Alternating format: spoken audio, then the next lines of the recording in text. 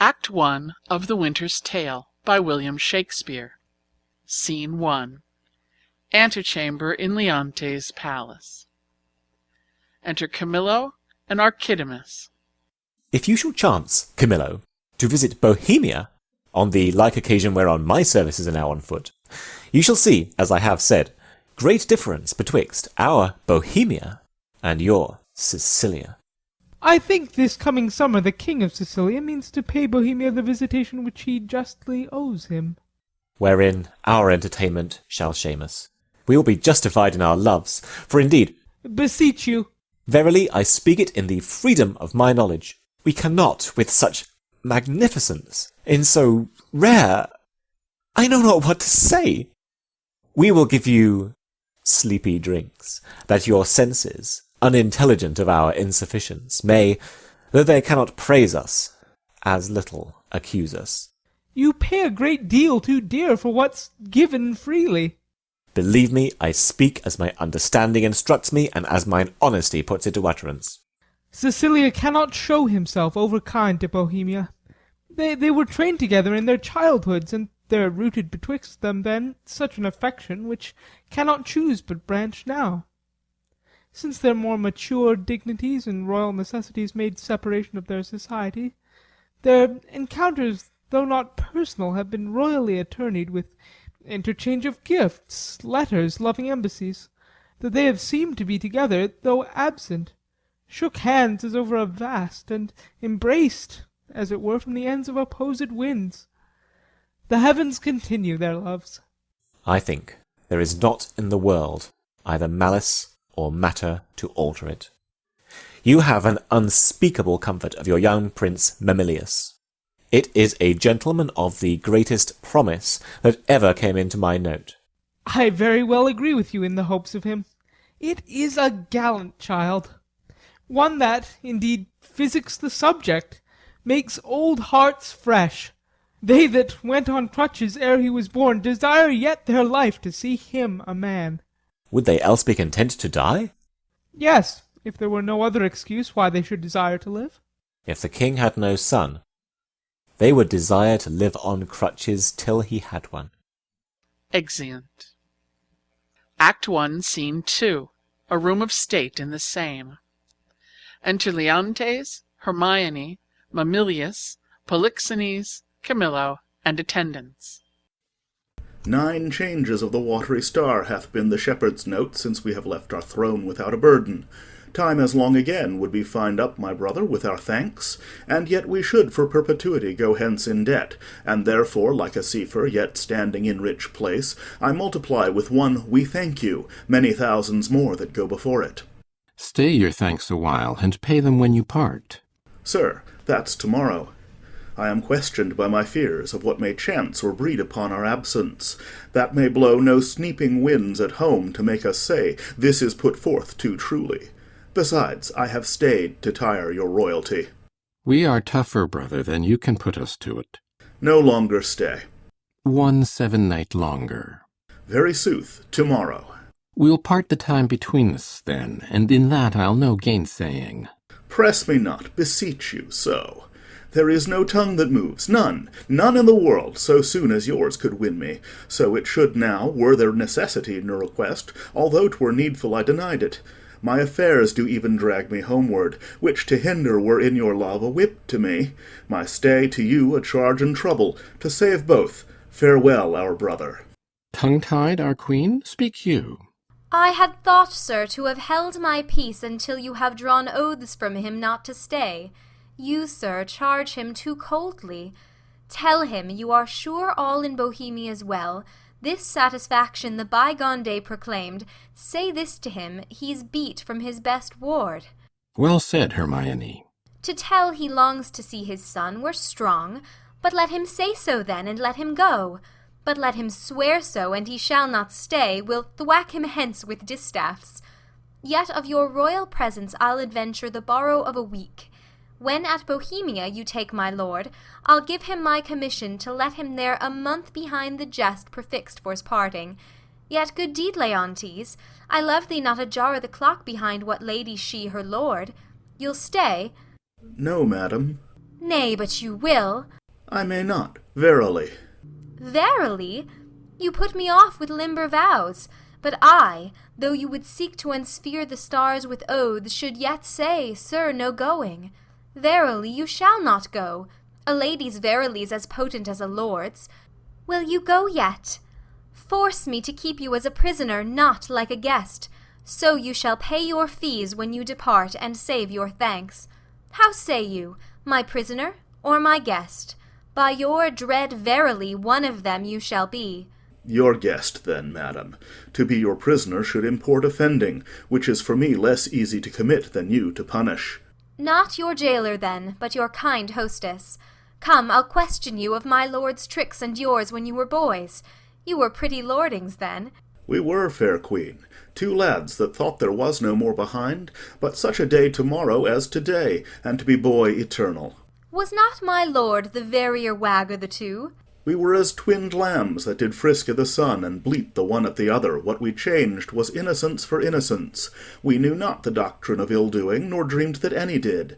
Had we pursued that life, and our weak spirits ne'er had been higher reared with stronger blood, we should have answered heaven boldly, not guilty. The imposition cleared hereditary ours. By this we gather you have tripped since. O my most sacred lady! Temptations have since then been born to us. For in those unfledged days was my wife a girl. Your precious self had then not crossed the eyes of my young playfellow. Grace to boot! Of this make no conclusion, lest you say your queen and I are devils. Yet go on. The offences we have made you do we'll answer. If you first sinned with us, and that with us you did continue fault, and that you slipped not with any but with us. Is he one yet? He'll stay, my lord. At my request he would not. Hermione, my dearest, thou never spokest to better purpose. Never?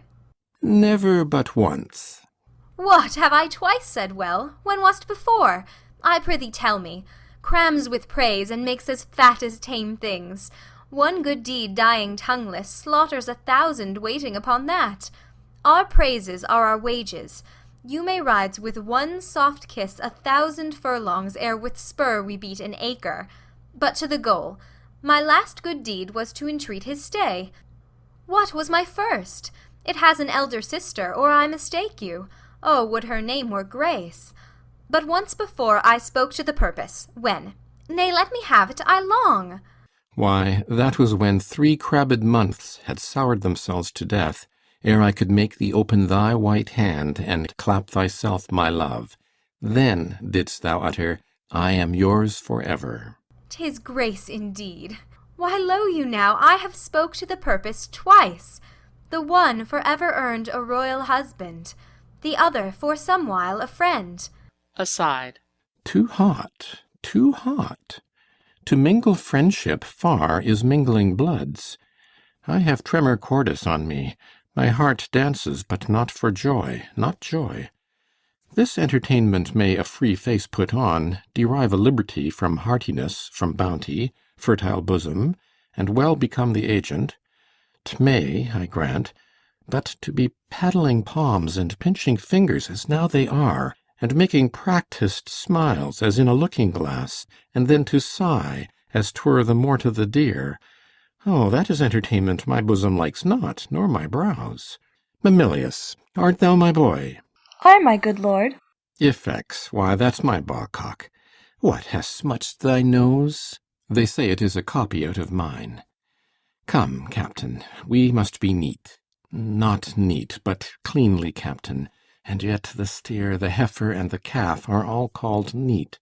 Still virginaling upon his palm. How now, you wanton calf, art thou my calf? Yes, if you will, my lord.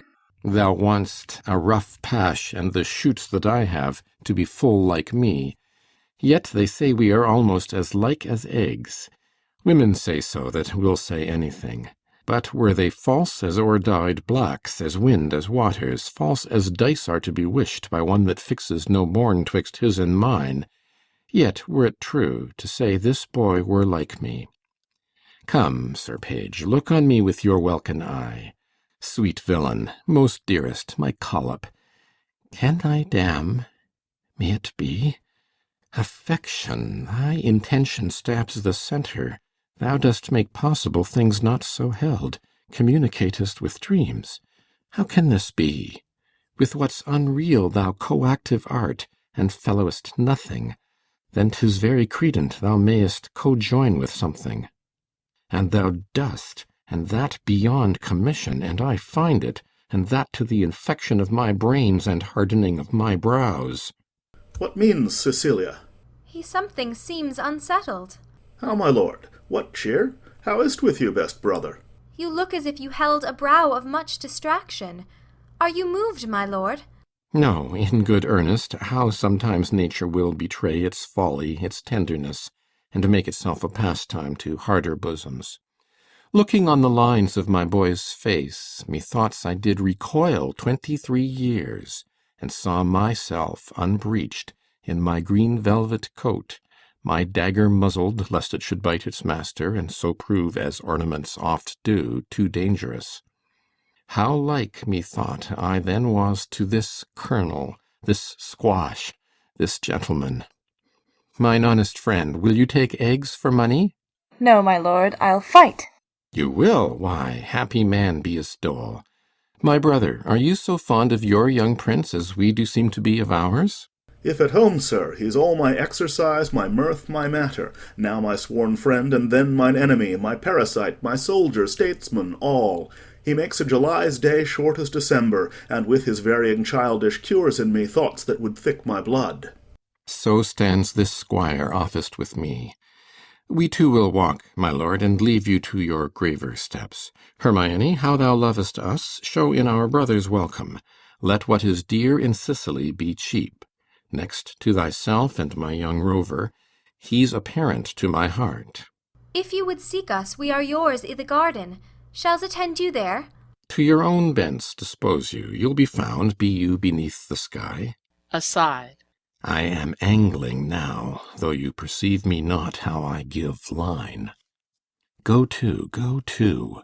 How she holds up the neb, the bill, to him, and arms her with the boldness of a wife to her allowing husband. Exeunt Polixenes, Hermione, and attendants. Gone already, inch thick, knee deep, o'er head and ears a forked one.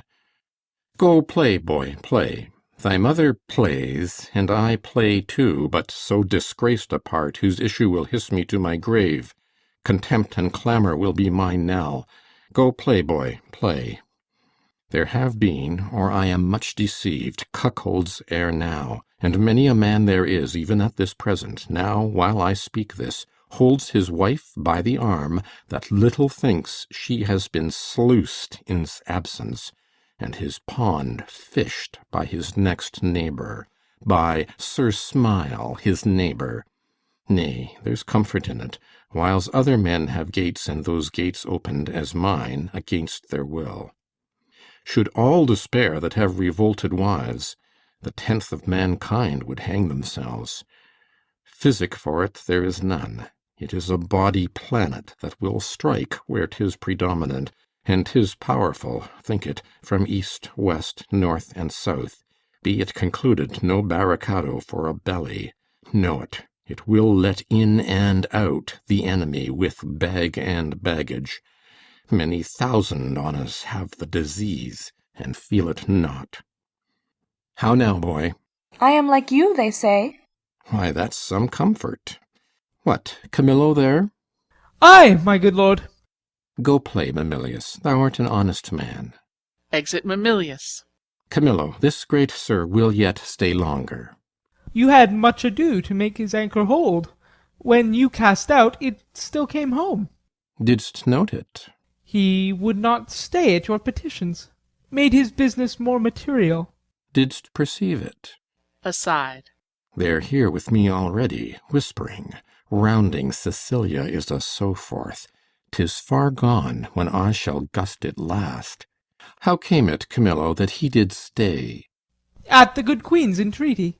At the queen's be it. Good should be pertinent, but so it is not. Was this taken by any understanding pate but thine? For thy conceit is soaking, will draw in more than the common blocks. Not noted is it, but of the finer natures? By some severals of headpiece extraordinary, lower messes perchance to this business purblind? Say. Business, my lord. I think most understand Bohemia stays here longer. Ha! Stays here longer. Aye, but why? To satisfy your highness, and the entreaties of our most gracious mistress. Satisfy. The entreaties of your mistress. Satisfy. Let that suffice. I have trusted thee, Camillo, with all the nearest things to my heart, as well my chamber counsels, wherein, priest-like, thou hast cleansed my bosom. I, from thee departed, thy penitent reformed. But we have been deceived in thy integrity, deceived in that which seems so. Be it forbid, my lord. To bide upon it, thou art not honest, or, if thou inclinest that way, thou art a coward, which hoxes honesty behind, restraining from course required. Or else thou must be counted a servant grafted in my serious trust, and therein negligent. Or else a fool that seest a game played home, the rich stake drawn, and takest it all for jest. My gracious lord, I may be negligent, foolish, and fearful. In every one of these, no man is free. But that his negligence is folly, fear, among the infinite doings of the world, sometime puts forth. In your affairs, my lord, if ever I were wilful negligent, it was my folly. If industriously I played the fool, it was my negligence, not weighing well the end. If ever fearful to do a thing, where I the issue doubted, where the execution did cry out against the non-performance, 'twas a fear which oft infects the wisest. These, my lord, are allowed infirmities that honesty is never free of. But beseech your grace, be plainer with me. Let me know my trespass by its own visage. If I then deny it, 'tis none of mine. Had not you seen, Camillo, but that's past doubt you have, or your eyeglass is thicker than a cuckold's horn, or heard, for to a vision so apparent rumour cannot be mute, or thought, for cogitation resides not in that man that does not think, my wife is slippery?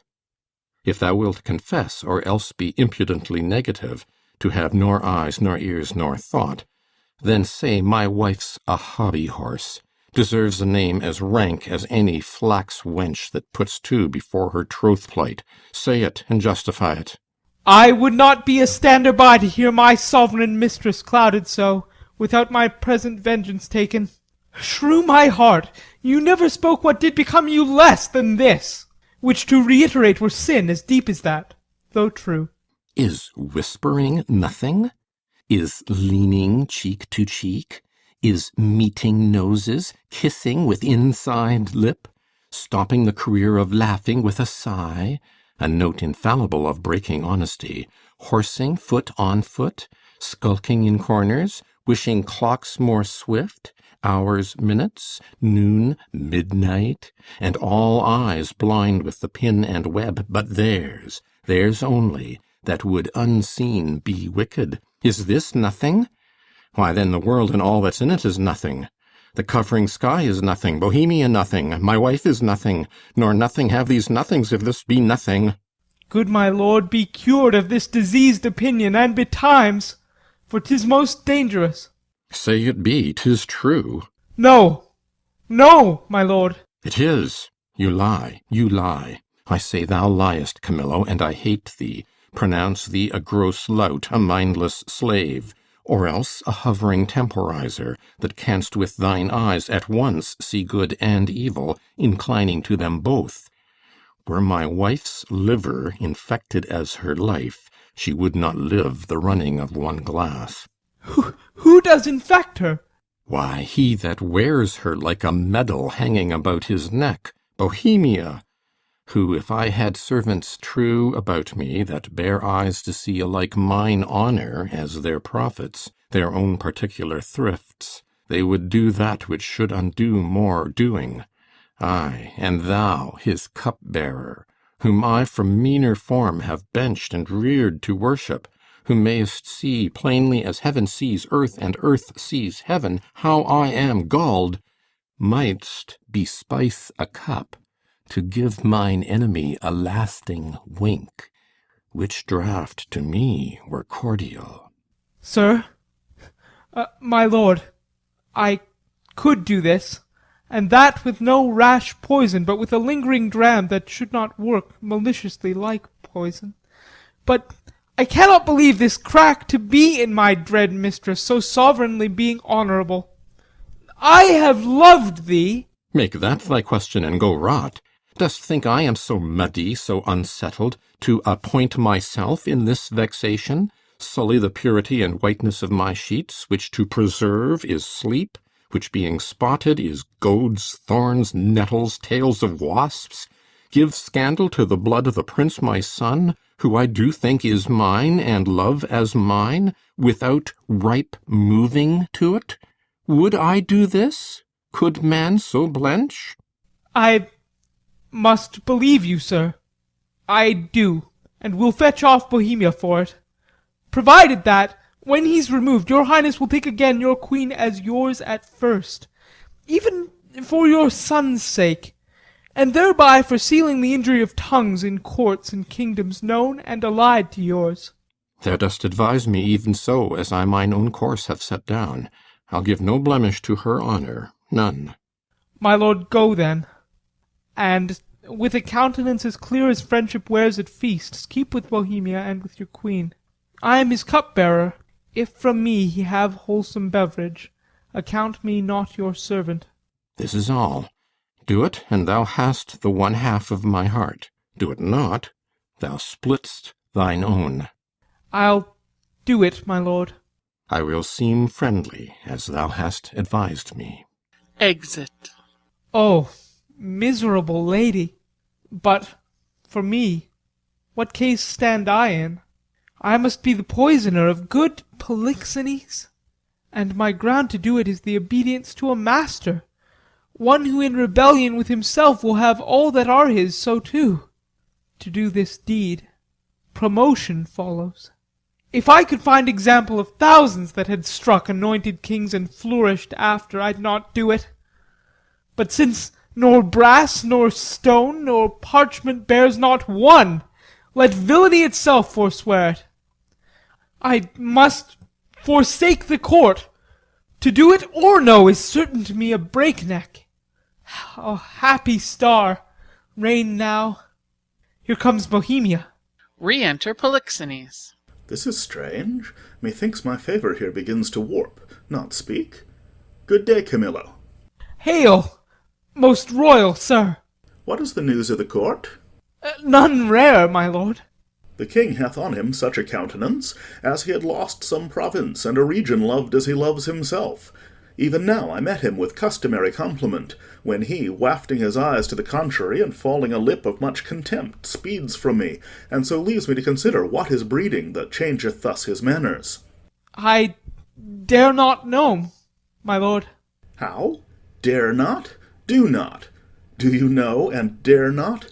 Be intelligent to me, 'tis thereabouts, for to yourself what you do know you must, and cannot say you dare not. Good Camillo, your changed complexions are to me a mirror which shows me mine changed too, for I must be a party in this alteration, finding myself thus altered with it. There is a sickness which puts some of us in distemper, but I cannot name the disease, and it is caught of you that yet are well. How? Caught of me? Make me not sighted like the basilisk. I have looked on thousands who have sped the better by my regard, but killed none so. Camillo, as you are certainly a gentleman, thereto clerk-like experienced, which no less adorns our gentry than our parents' noble names, in whose success we are gentle. I beseech you, if you know aught which does behoove my knowledge, thereof to be informed, imprisoned not in ignorant concealment. I may not answer. A sickness caught of me, and yet I well. I must be answered. Dost thou hear, Camillo? I conjure thee, by all the parts of man which honour does acknowledge, whereof the least is not this suit of mine, that thou declare what incidency thou dost guess of harm is creeping toward me, how far off, how near, which way to be prevented, if to be, if not, how best to bear it. Sir, I will tell you. Since I am charged in honour, and by him that I think honourable. Therefore, mark my counsel, which must be even as swiftly followed as I mean to utter it, or both yourself and me cry lost, and so good night. On, good Camillo.